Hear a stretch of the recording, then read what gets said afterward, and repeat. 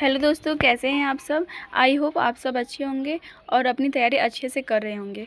तो मैंने आज पॉलिटी का जो भाग 4 है, जो हमारा भाग 4 अनुच्छेद 36 से 51 तक है, जो हमारा किससे संबंधित है, राज्य के नीति निर्देशक तत्व।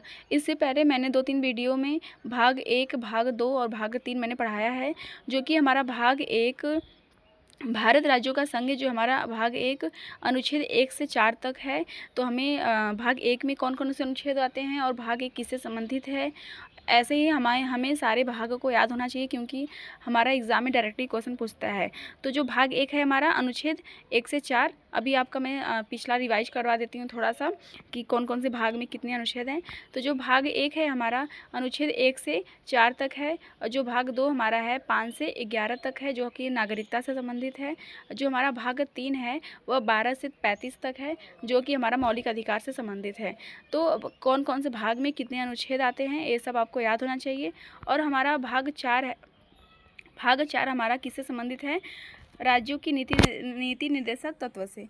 तो भाग 4 में कितने अनुच्छेद, कौन कौन से अनुच्छेद आते हैं, ये पॉइंट पहले आपको याद होना चाहिए। अपने कॉपी पे आप नोट होना चाहिए सारे भागों की कि कितने कितने अनुच्छेद आते हैं, और जो अनुच्छेद हैं या जो भाग है वो किससे संबंधित हैं। तो जो भाग हमारा 4 है वो किससे संबंधित है, राज्य की नीति निर्देशक तत्व से।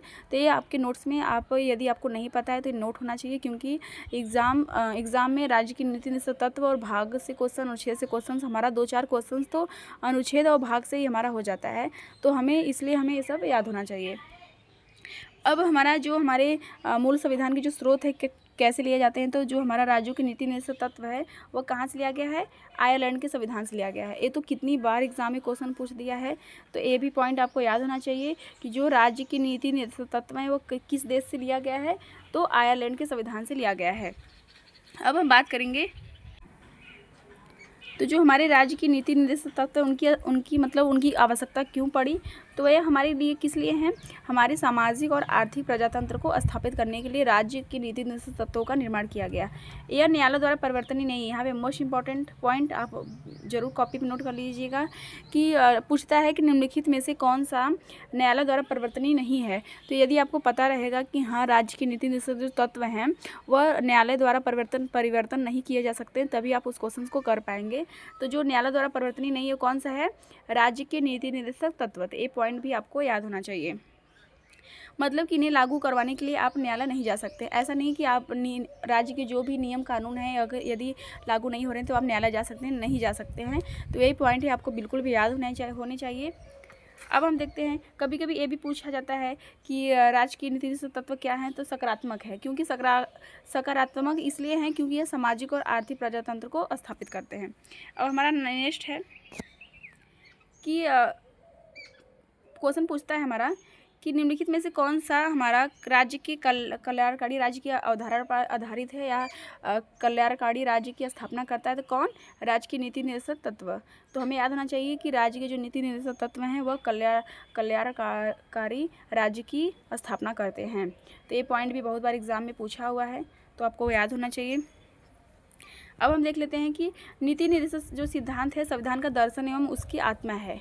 तो ये भी पॉइंट हमें याद होना चाहिए। लेकिन अभी मैंने जो बताया है कि आयरलैंड से लिया गया है और कल्याणकारी राज्य की स्थापना करना इसका मुख्य उद्देश्य होता है, और किस अनुच्छेद में है, न्यायालय द्वारा परिवर्तनीय नहीं है। तो ये आपको पॉइंट सारे राज्य की नीति निर्देशक तत्व के बारे में आपको रटे होने चाहिए, क्योंकि इसमें से कोई ना कोई क्वेश्चन जब भी पूछता है तो कोई ना कोई क्वेश्चन ज़रूर पूछ देता है।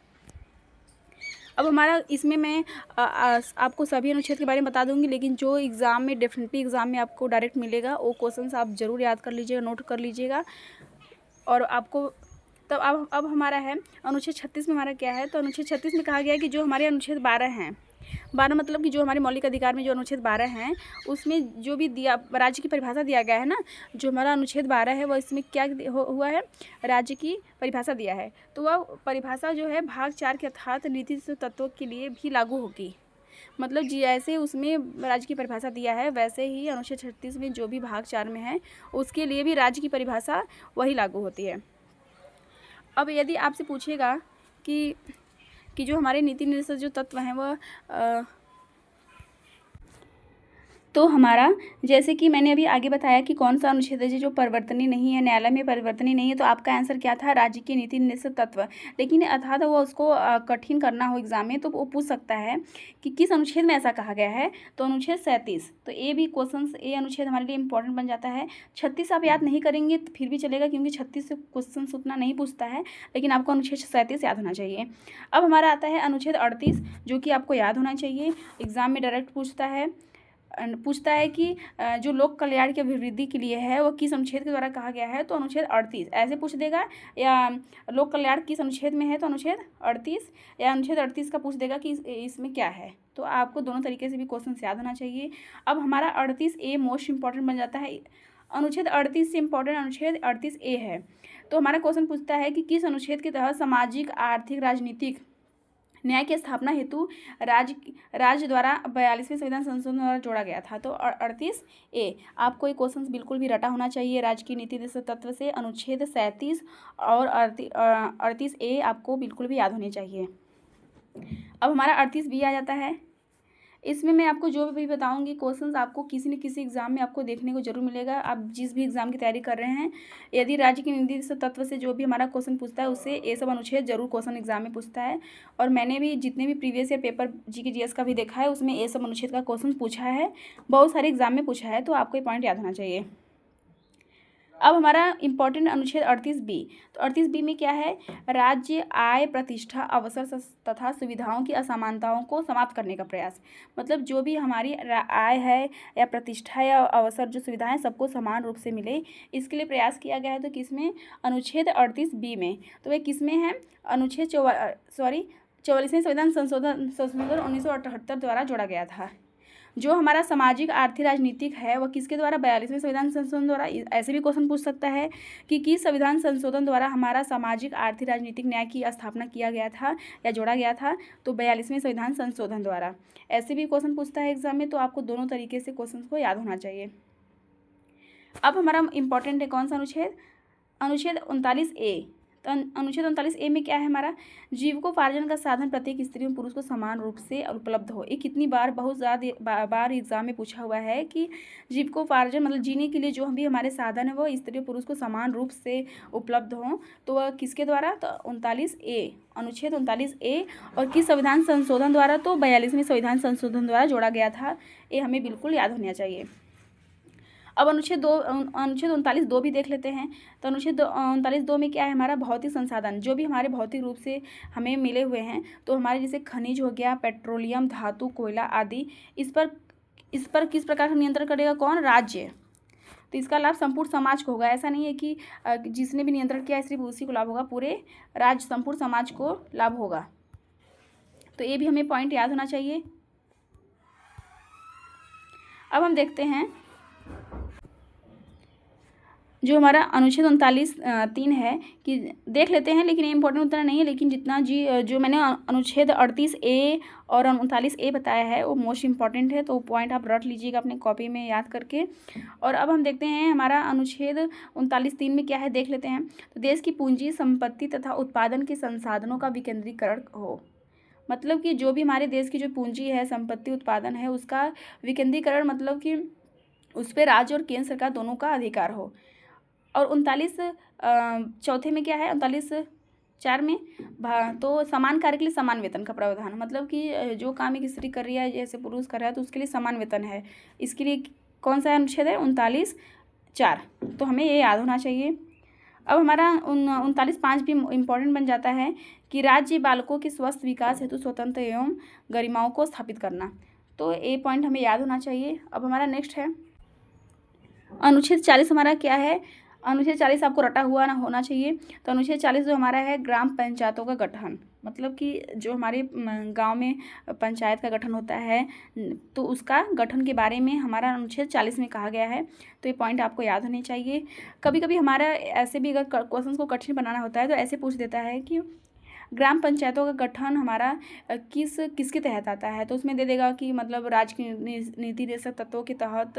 तो यदि आपको अनुच्छेद याद होगा कि हाँ अनुच्छेद इतना में ए है तो एक किस अनुच्छेद के अंतर्गत आता है, किस भाग के अंतर्गत आता है, तो आप आसानी से क्वेश्चन कर पाएंगे।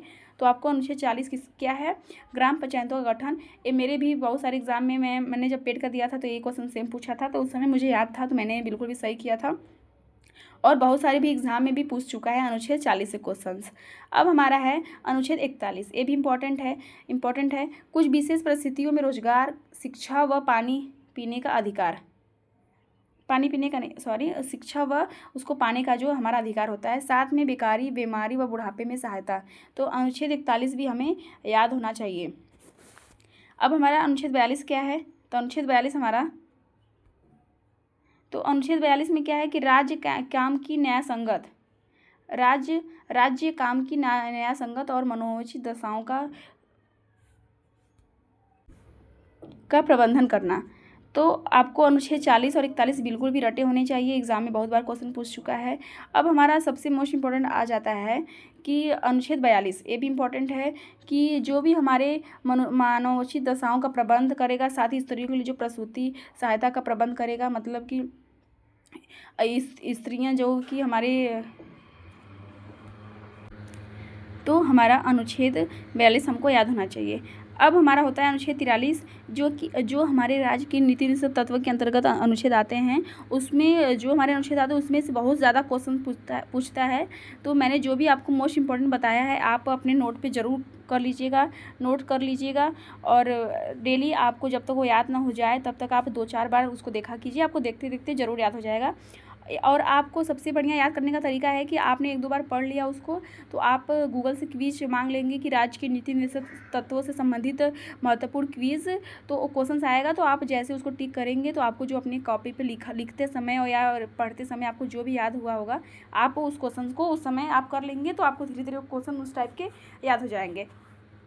अब हमारा सबसे मोस्ट इम्पॉर्टेंट है, जो बहुत बार एग्जाम में पूछा है, कि जो हमारा अनुच्छेद 44 है, मतलब समान सिविल संहिता। तो अनुच्छेद 44 में हमारा क्या है, समान सिविल संहिता। आपको ये बिल्कुल भी रटे होने चाहिए। और 43 का भी याद होना चाहिए कि उद्योगों के प्रबंधन एवं कामगारों श्रमिकों का प्रतिनिधित्व। लेकिन अनुच्छेद 42, 43, 44 ये सब आपको बिल्कुल भी नहीं भूलना है। और अनुच्छेद 45 भी हमारा मोस्ट इम्पॉर्टेंट, कि बच्चों की आरंभिक देखभाल एवं शिक्षा की व्यवस्था, ये पॉइंट हमें बिल्कुल भी याद होना चाहिए। अब अनुच्छेद 46 भी क्या है, कभी कभी ये भी एग्जाम में पूछा हुआ है क्वेश्चंस की, राज्य द्वारा दुर्बल वर्गों विशेषताओं ST SC के शिक्षा एवं अर्थ या उनके जो आर्थिक संबंधी जो होता है रक्षा करने के लिए, उनके बारे में, तो ये आपको याद होना चाहिए। अब हमारा अनुच्छेद 47, तो हमारा अनुच्छेद 47 में क्या है, हानिकारक जो मादक पदार्थ होते हैं, नशीले पदार्थों के सेवन और उपयोग पर प्रतिबंध, अर्थात राज्य लोगों के स्वास्थ्य एवं जीवन स्तर को सुधारने का प्रयास किया गया। तो कभी कभी ये भी अनुच्छेद पूछा है, लेकिन जो हमारा अनुच्छेद 44, 41, 42 है और 40 है, ये बहुत सारे एग्जाम में पूछा है, तो वो आपको याद होना चाहिए। अब अनुच्छेद 48 हमारा मोस्ट इम्पॉर्टेंट है, अनुच्छेद 48 और 48A, इसमें जो भी मोस्ट इम्पॉर्टेंट रहेगा वो आप ज़रूर कॉपी पे नोट करके याद कर लिया कीजिए। तो हमारा अनुच्छेद 48 में क्या है, गौ वध निषेध, मतलब जो हमारे गाय को हम वध कर देते हैं, उनको बेच देते हैं, उनको मार देते हैं, तो उनकी निषेध एवं कृषि एवं पशुपालन को वैज्ञानिक बनाने का प्रयास। तो ये मोस्ट इम्पॉर्टेंट है, बिल्कुल भी आप रट लीजिएगा इसको। और हमारा अनुच्छेद 48A जो है हमारा 48 से भी इम्पॉर्टेंट है। तो पर्यावरण के संरक्षण व संवर्धन, वन एवं जीवों की सुरक्षा के लिए राज्य आवश्यक कदम उठाएगा। क्योंकि ये इम्पॉर्टेंट अनुच्छेद इसलिए है क्योंकि जो हमारा पर्यावरण है वह भी हमारा यूपी पुलिस की GK GS का सिलेबस है, और उससे संबंधित जो भी हमारे अनुच्छेद आर्टिकल होते हैं वो हमारे एग्जाम में क्वेश्चंस आपको ज़रूर देखने को मिलता है। तो आपको अनुच्छेद 48A याद होना चाहिए, कि जो हमारा पर्यावरण के संरक्षण व संवर्धन से संबंधित है, वन और जीवों की सुरक्षा करने के लिए। और हमारा अनुच्छेद 49 क्या है, राष्ट्रीय महत्व के ऐतिहासिक स्थलों की सुरक्षा राज्य करेगा। जैसे जो भी हमारे ऐतिहासिक स्थल हैं, जो मतलब कि जैसे कि आगरा का किला हो गया या आगरा ताजमहल हो गया, ये सब हमारे स्मारक क्या हैं, ऐतिहासिक स्थल है ना, तो उनकी सुरक्षा कौन करेगा, राज्य सरकार करेगा। जिस राज्य में रहेगा वो राज्य सरकार सुरक्षा करेगा। तो यह किस में कहा गया है, अनुच्छेद 49। तो अनुच्छेद 49 भी आपको याद होना चाहिए।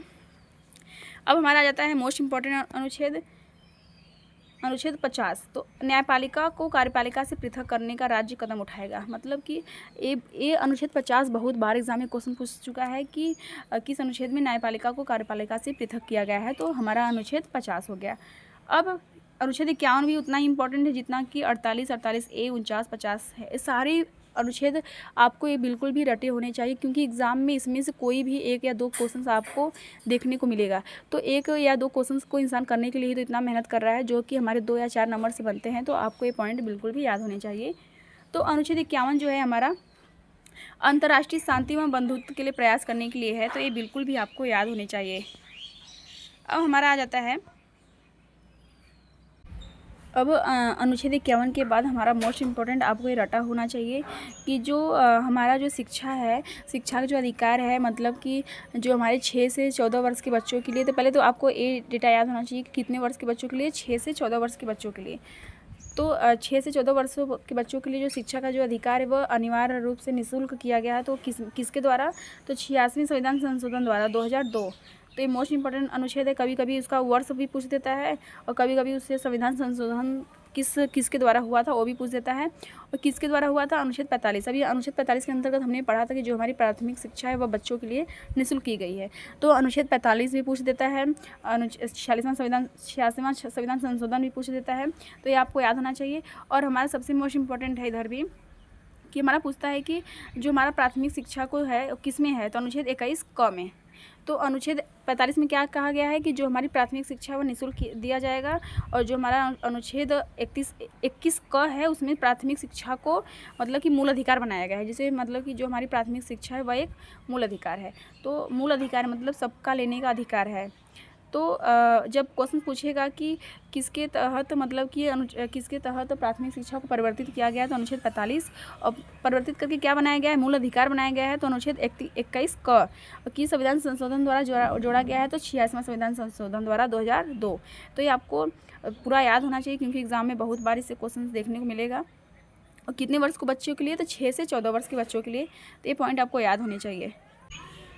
जो हमारे मूल कर्तव्य हैं वह किस अनुच्छेद में है, तो अनुच्छेद 51 क। मतलब कि जो हमारा आर्टिकल 36 से 51 तक है वो तो मतलब राज्य की नीति से तत्व से संबंधित है, लेकिन उसमें भाग 4 क द्वारा जोड़ा गया।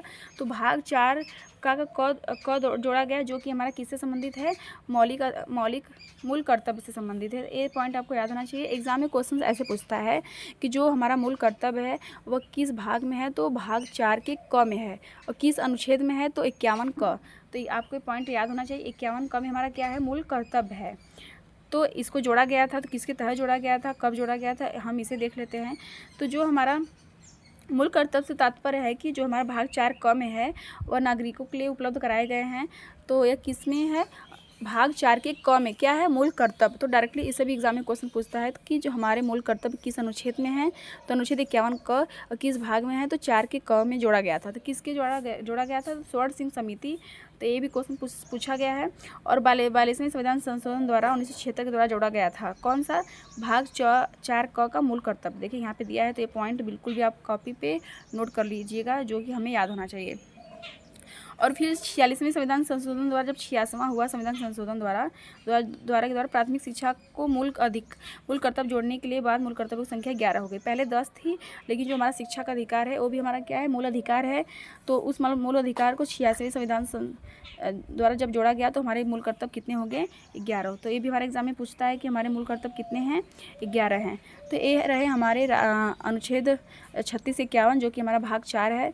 इसके सारे इंपॉर्टेंट क्वेश्चन जो आपके कॉपी में नोट होना चाहिए। और आज आपने नोट बना लिया तो कल उसको गूगल से क्विज करके आप मांग कर आप अपने जो IQ है आपका, जो जब आप लिखते हैं उस समय, तो आपके माइंड में जो आपके बैठता है वो आपको उसमें क्वेश्चन आप जब करेंगे तो आपको ज़रूर नज़र आएगा, जिससे आपको क्वेश्चन याद होने में आपको